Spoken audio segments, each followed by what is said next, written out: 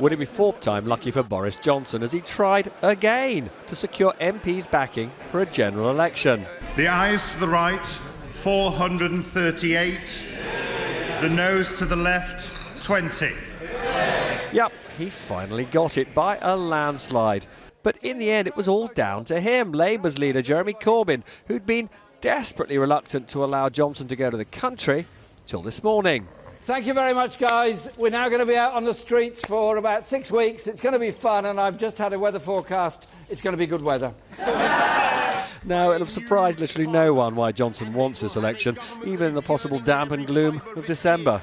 There is only one way to get Brexit done in the face of this unrelenting parliamentary obstructionism.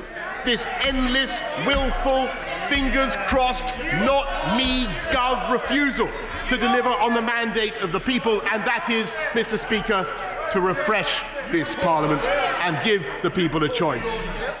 But what was striking was how Jeremy Corbyn's own MPs, like Paul FARRELLY, thought their leader was making a mistake. I've said consistently, when no deal is off the table, we will back an election.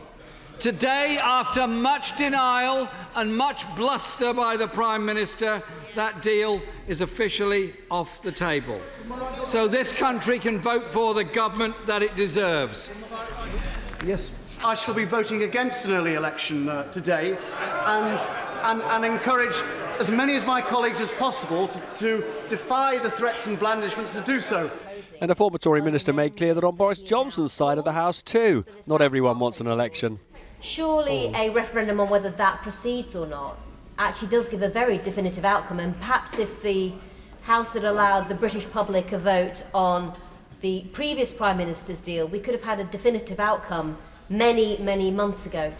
And perhaps this Labour MP best captured the mood of the less partisan. I will gladly go back and sleep in my own bed for a solid 6 weeks and see my children every day and join the camaraderie of the hundreds and hundreds of volunteers that will join me in my seat as they do every time we have an election. But what happens next is the question nobody can answer, and until that is the case, the one-line bill is useless. Now, some would say it was the Scottish National Party and the Lib Dems led by Joe Swinson who were the real architects of the coming election, because on Saturday they said, when Labour wouldn't, that they're up for it. I am standing in this election as candidate to be Prime Minister and build a brighter future for our country. The first thing we will do is stop Brexit. Her cunning plan is to join forces with other anti-Brexit parties.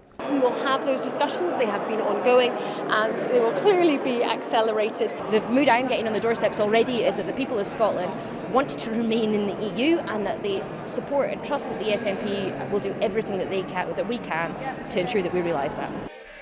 Boris Johnson sneaking out after doing something almost unique in his 100-odd days as Prime Minister, winning a vote that actually matters to him. And he showed mercy to 10 MPs who he expelled for forcing a Brexit delay on him by welcoming them back to the Tory fold. Back home tonight to plot how to win the votes that really, really count. Ours on the 12th of December.